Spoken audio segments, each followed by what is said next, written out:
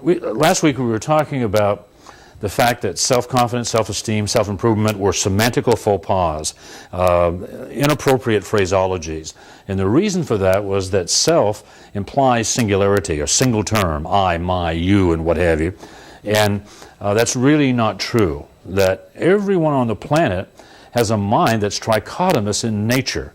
As we all have a subconscious mind, which is a subliminal or unconscious mind, a survival mechanism, which we made clear cannot see, hear, feel, smell, or taste. I might even add this evening that most people are shocked when they realize that when they do brain surgery on you, you're going to be wide awake.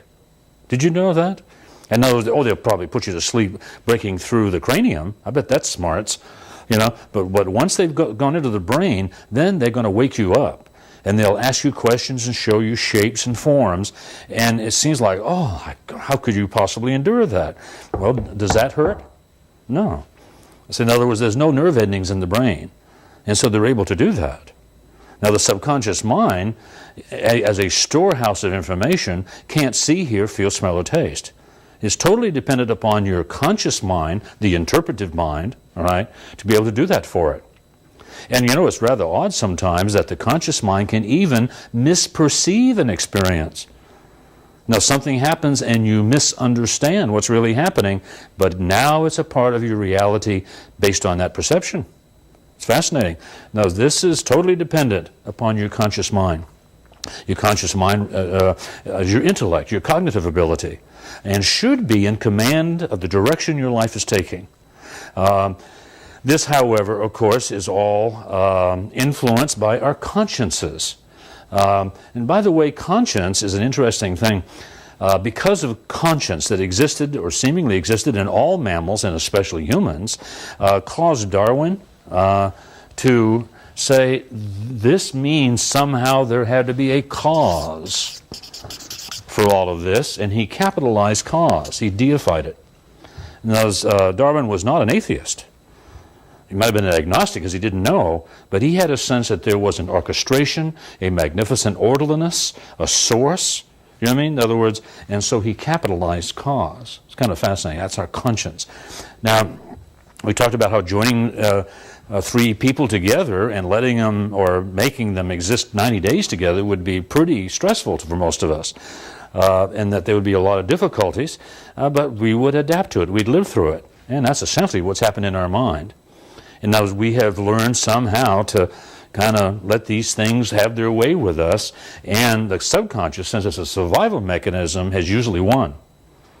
And that kind of works on the fact that our lives are pretty much the same day in and day out, unless we're very purposely predetermined about what's going to happen next. It's so easy to get a structured life and to accommodate other people's structure. And so we wonder why it's not happening for us. And that's what this series is about, to kind of examine some of these things and to give you some insights and tools. And you can make a difference. You can make a big difference. We've talked about how we wanted confidence, certainly. And so we have to say, well, where do we start? If it's not self-confidence, what is it? It's confidence in things. In other words, it's not self-confidence or confidence in self, because that's too nebulous an entity, but confidence in things. For example, we might start with something like, what do you have confidence in? And a confidence would be based on a surety, a knowing that something was going to occur. You could count on it. You have confidence in that. For example, I have confidence in the fact there's going to be a tomorrow. I'm certain there's going to be a tomorrow. And if there's not, it wouldn't matter, would it? You know what I mean? Yeah, it wouldn't matter. So, but as it is now, I'm confident there's going to be a tomorrow. I'm confident in the laws of the universe. In other words, for example, I'm not going to challenge gravity. Now, I've got confidence in the way it works, confident that it's going to hold me on the planet and hold me together. And if I defy it, I'm going to get hurt. I don't go around challenging gravity. I don't challenge cause and effect, equal and opposite reaction, stratification. And these are laws, and we have confidence in them. Then you might begin to develop confidences. For example, I can't imagine not having a real victory in your life if you could develop a confidence in the law of averages. You imagine if a person is in sales, for example, and the international statistics on this is that you sell 1 out of 3 prospects? And that if you develop a confidence in that fact, how would you ever get discouraged? You just wouldn't. It wouldn't matter that if you, well, for example, I have an incredibly successful young man in my life who lives in Texas, who I remember years ago, as a young salesperson, had gone out into the field and had missed 2, 3, 4, 5 calls in a row, no sales. Didn't seem to trouble him at all. A lot of people would already be looking at the want ads. Say, well, I can't do this. It's not working for me. But not this kid, not Jody. Man, he put on 7, 8, 9, 10 calls. Then I began to get a little worried for him. But he wasn't worried. He got more excited, as a matter of fact. He got to be a pain in the neck. He got up to 12, 13, 14, 15 misses in a row, and he was over at the house saying, I can't believe it. Boy, am I due. It's wonderful. He missed 32 calls, 32 presentations, and he was pretty proficient. And he was so excited, and I began to get excited with him. And sure enough, he began to crack it. He began. And last time I talked to Jody, he was worth millions, millions, because he had developed this confidence in the process. Boy, that's a big step. And now he wasn't so concerned about the results as he was the process, believing, well, not just believing, knowing confidently that it was going to produce the result that he was intending. It's incredible when you see it happening. So confidence in. If you could develop confidence in people, sometimes they might disappoint you, but if you could develop confidence in your leadership, that would be helpful.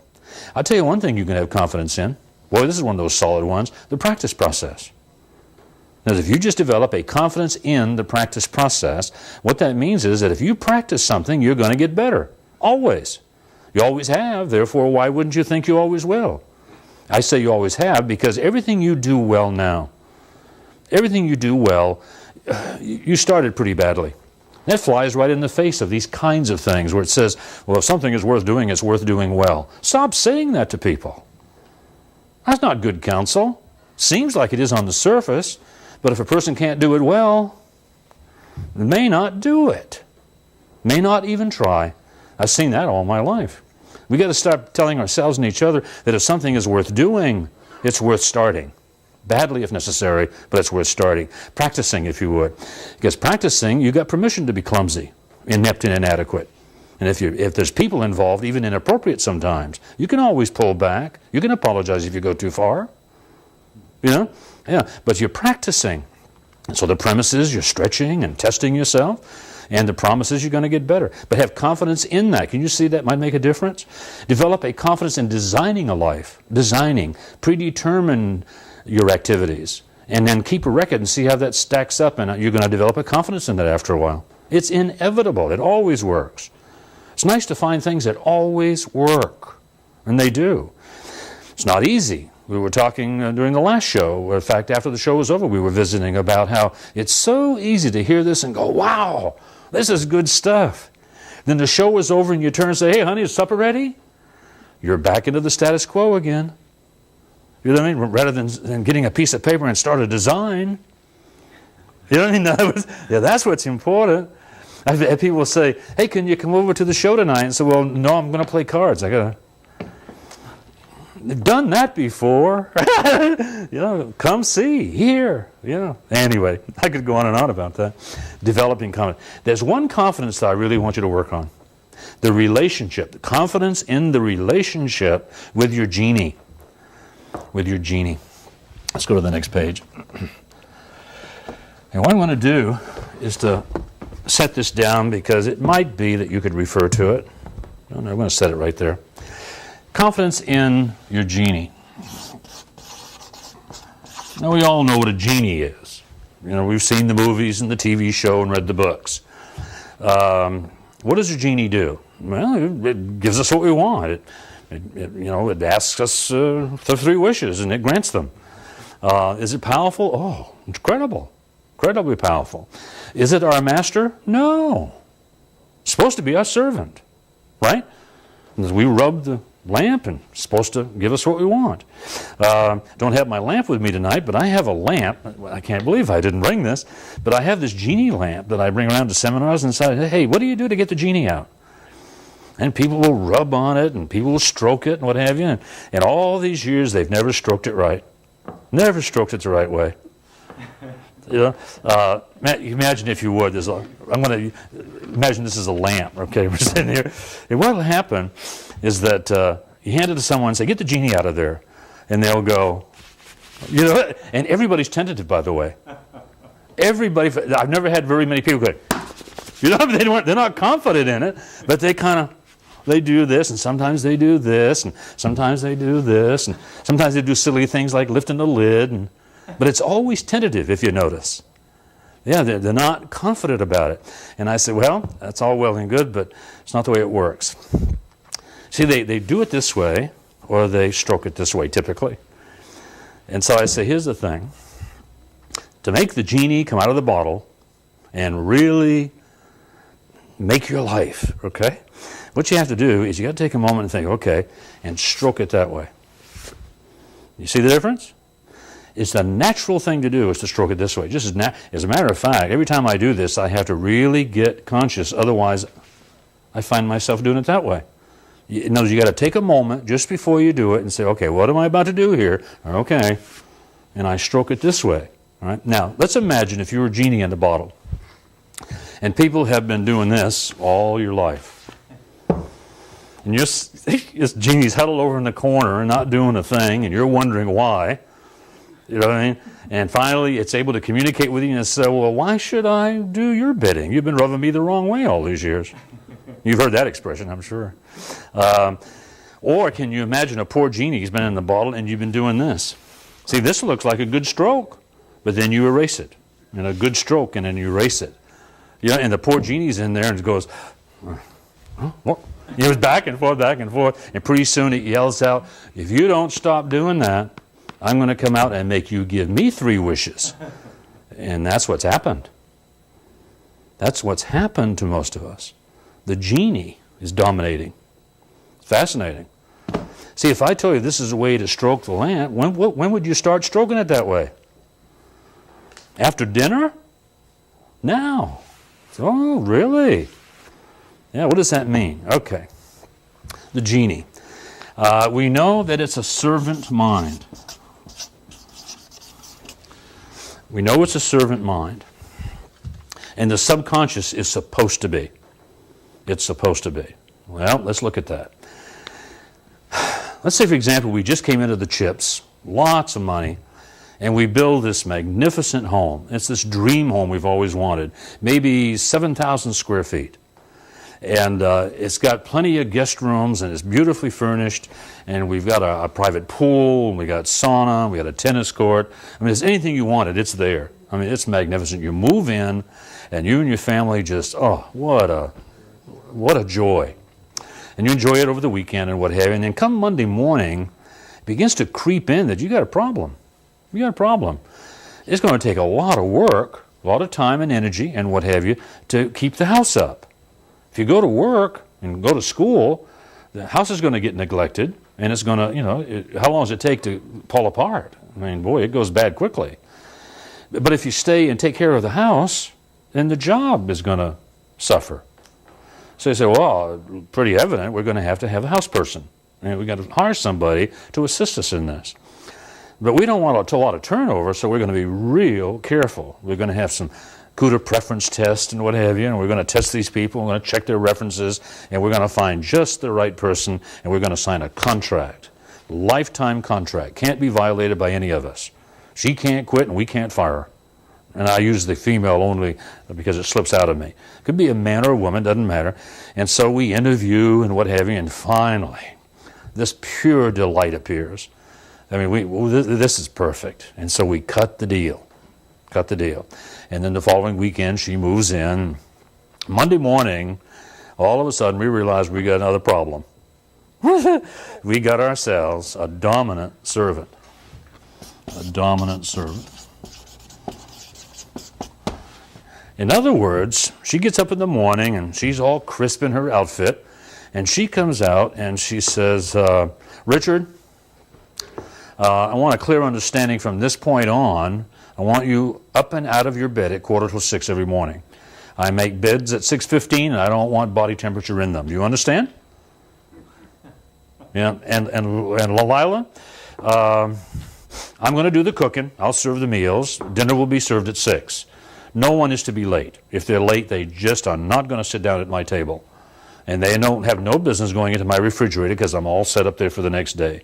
If they come late, they're going to have to eat out. Do you understand? Oh, and Millie, there'll be no pool parties. We're not having any pool parties. I'm not going to put up with the noise and the frolicking and the foolishness. And Stephen, the children are going to have to be punished every morning before you go to work.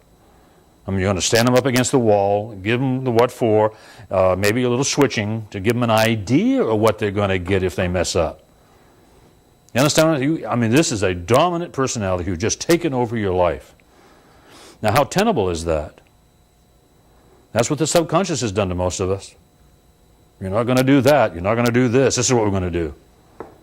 Yeah, and the things that we're going to do is what we learned from someone else who wasn't making it either. But this is our status quo. We're not going to go into survival. That's what it's doing. Yeah, chances are, in this instance, you would say, wait a minute, something is amiss here. No, this is our home. We earned it. We built it. We designed it. This is our home. And so what we're going to have to do in order to solve this is to get more dominant. More dominant. We have the right to be militantly adamant about the way we want things to be based on our conscience and our conscience. And so we say to the servant, Richard would say, just a minute. I think there was a misunderstanding here. You are here to take care of the home and to take care of us, and in turn we'll provide for you the rest of your life. But it's going to be our way. Do you understand? I'm going to get up out of that bed anytime I want to. I'm going to get up anytime I choose, and you're going to have to adapt to that and make the beds when they're available to be made. Okay? And you got to be really adamant. Now, they're going to be agitated and aggravated for a while, but if you're adamant and dominant about it, pretty soon she's going to start making the beds, when they're available to be made. She'll be a reluctant servant. She's reluctant, but she does it, all right? Have you made any progress, though? Well, I think so. I'd rather have a reluctant servant than a dominant one any day. But if you keep giving your instruction, maybe complimenting her on the good job when she does it and what have you, pretty soon that reluctance turns into cooperation. Now, it gradually evolves into a cooperative servant. Now how you doing? Pretty good. Yeah. She's doing it without any difficulty at all. In fact, she can't imagine it not doing it that way. And then, because of the relationship and this idea of collation, other things happening and moving in your life and what have you, then eventually this person becomes a contributive servant. Now, this person might end up buying new bed sheets and pillows that she's found out about that are just wonderful. Follow what I'm saying? Though she'll contribute to your life. Now, when you're down in here somewhere, maybe you're at the reluctant or cooperative stage about those beds, then Lila can jump in and say, okay, now we got that settled. We're going to eat when I say we eat. If I want dinner at 7, we're going to have dinner at 7. Do you understand? You know what I mean? And you just get adamant about it. And if someone comes late, we're going to have to accommodate them because this is family. Now, guests, that's another matter. I agree with you. But family, they're going to be able to eat when they come home. You know what I mean? In other words, and you get real adamant about it, and so the servant gets reluctant about it, but that's the way it works. Pretty soon they're cooperative, pretty soon they're contributive. Oh, and then Richard has to come back in and say, remember the beds. Don't forget what we said about the beds. And now it's time for Millie to get in and say, okay, pool party time. We're going to have pool parties, And so gradually, ever so gradually, this becomes a nice relationship, okay? This is the same thing we have to do with our mind. Those are conscious, intellect, cognitive, far-seeing, far-reaching mind should be the dominant factor here. This should be the one that makes the choices and the plans and what have you, and directs the subconscious as the way it's going to be. The good news is the subconscious is very adaptive. It doesn't take that long for it to say, okay, because it reaches down here pretty quickly. In physical things, it's amazing. Physical things. I remember the first time I rode a bicycle. It was too late. My folks told me, stay off of bicycles. I mean, there was total agreement in the family. My mother agreed with my dad, and my grandparents agreed with them. I mean, I got it from all angles. Stay off of bicycles. They're dangerous. If you get on a bike, you're going to fall, you're going to tear your clothes, get bloody, get hurt. We're not going to pay for clothes or doctors. Stay off of bikes. When we want you to have a bike, we'll buy you one. You know, it was clear. But my conscious mind out in the yard, playing with the kids and stuff, began to realize that something was amiss here. Younger kids, kids my own age, were riding the bike and having a good time, and I was kind of ostracized, you know what I mean? And I couldn't see where it was wrong to ride the bike. And so one day I just kind of, said, oh well, and I made a commitment. I'm going to ride a bike. Talked to one of my young friends into letting me ride his, and sidled up to a rock and got up there and got on the bike seat and kind of got my balance. Felt pretty good. Man, I was nervous and excited, but it felt good. And so I pushed off. And I got my feet on the pedals, and 1, 2, a couple strokes, and then something happened. It's like, and I know now what happened. Subconscious goes, what are we doing? We don't ride bicycles. We're going to fall and get hurt. You know, this kind of thing. And so there I was, man. Ran into a stone wall, creamed off, darn near hung myself on a clothesline. Lost the bike on the ground. Sure enough, my clothes were torn and I was bleeding. Everything was coming true. Yeah, but I was committed. Probably the best sales job I've ever done in my life was talking that kid into letting me try one more time with his bike.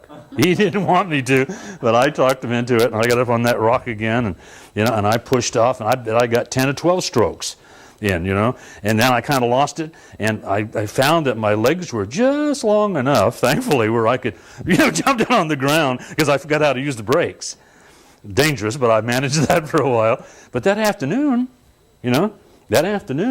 that dominant servant, reluctant certainly, became cooperative. That afternoon I was pretty decent on the bike.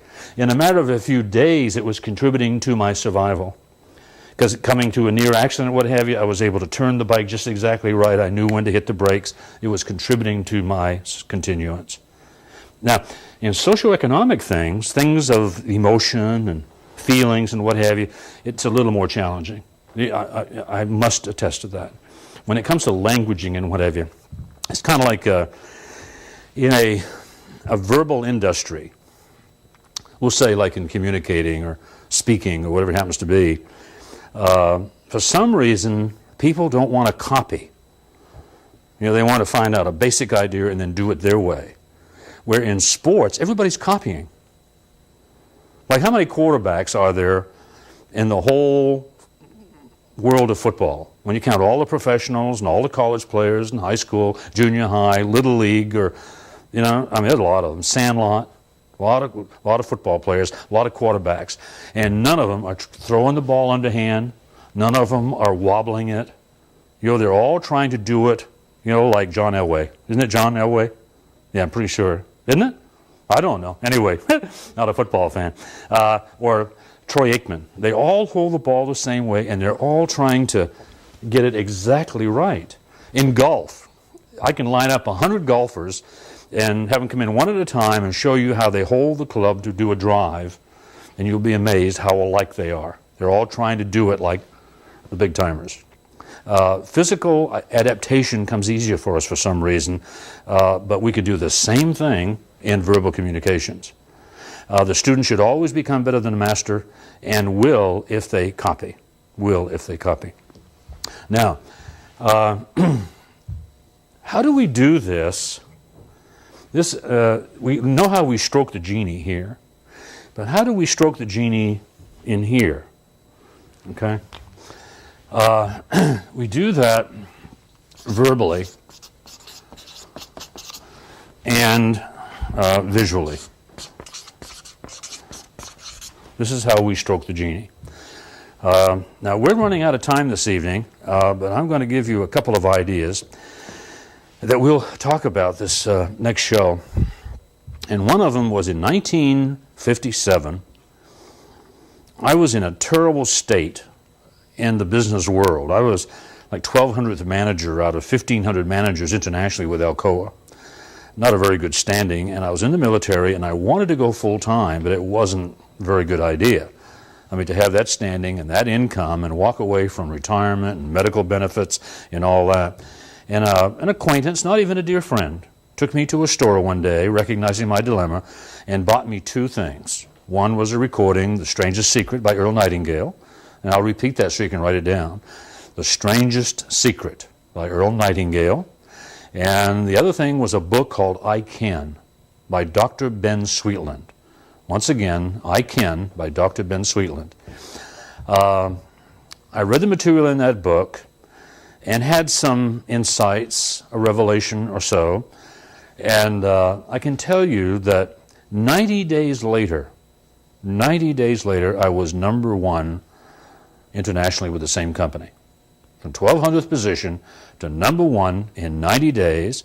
Same product, same price, same car, same wife, same city. Because all the denominators were exactly the same, except this psychic shift and the tools that I was using that I will tell you about this next week. So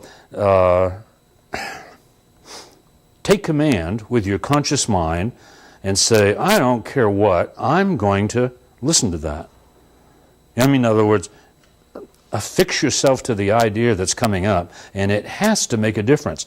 I have never seen the things we'll talk about next week not work. I've seen them not worked. There is a difference, isn't there?